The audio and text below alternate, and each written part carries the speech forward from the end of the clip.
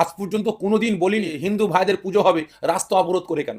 রাস্তার উপরে কেন পুজো প্যান্ডেল হবে? কোনো মুসলমান তো আমরা বক্তব্য, আমার দেশের হিন্দু মুসলমানের যে একতা, যে ঐক্য, যে ভ্রাতৃত্ব ভালোবাসা ছিল, সেটাকে এই বিজেপি, এই আরএসএস এর নেতা কর্মীরা আজকে ধ্বংস। সব থেকে বড় জিনিস হচ্ছে এটা বিজেপির কালচার। মুসলমানদের উপরে আক্রমণ করা, মসজিদের উপরে আক্রমণ করা, মুসলমানদের কোনো নাম থাকলে তার উপরে আক্রমণ করে সেটাকে বন্ধ করে দেওয়া, এটা হচ্ছে বিজেপি এবং আরএসএসের কালচার। এরা বিগত দিন আপনারা নিশ্চয়ই দেখেছেন, ইউপি থেকে নিয়ে আসাম থেকে নিয়ে বিভিন্ন জায়গায় যেখানে বর্তমান বিজেপি শাসন করছে, বিজেপি ক্ষমতায় আছে, সেই সব রাজ্যে মাইকে আজান বন্ধ করে দিচ্ছে, একের পর এক রাস্তায় নামাজ পড়া বন্ধ করে দিচ্ছে।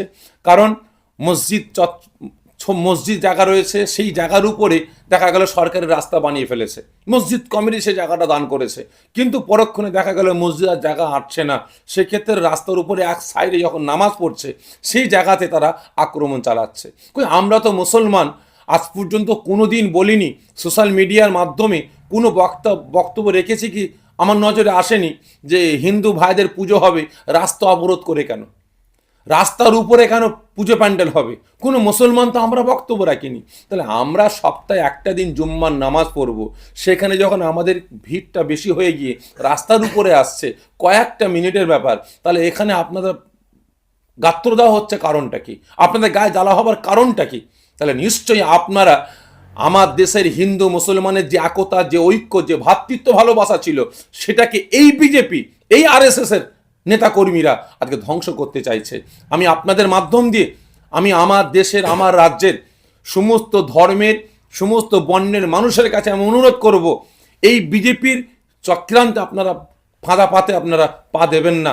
কারণ এই বিজেপি 2014 সাল থেকে আসার পর থেকে নিয়ে হিন্দু মুসলমানের একতা, ঐক্য, ভ্রাতৃত্ব ভালোবাসা আজকে ধ্বংস ধূলিসাৎ করে আসছে। বিগত দিন আমরা দেখেছি যখন যোগী আদিত্যনাথ যখন ক্ষমতায় আসার পরে এলাহাবাদ থেকে নিয়ে, মুঘল সরা থেকে নিয়ে, ঔরঙ্গাবাদ, এই নামগুলো মুসলমানদের গন্ধ আছে বলে এই নামগুলোকে তারা চেঞ্জ করেছে। একের পর এক মসজিদগুলোকে তারা, মাদ্রাসাগুলোকে, কবরস্থানগুলোকে শহীদ করে বেড়াচ্ছে। আপনারা দেখুন, এই তো গতকালকে চারতলা মসজিদ ছিল ইউপিতে, সেটাকে বুলডোজার দিয়ে ভেঙে দিয়েছে।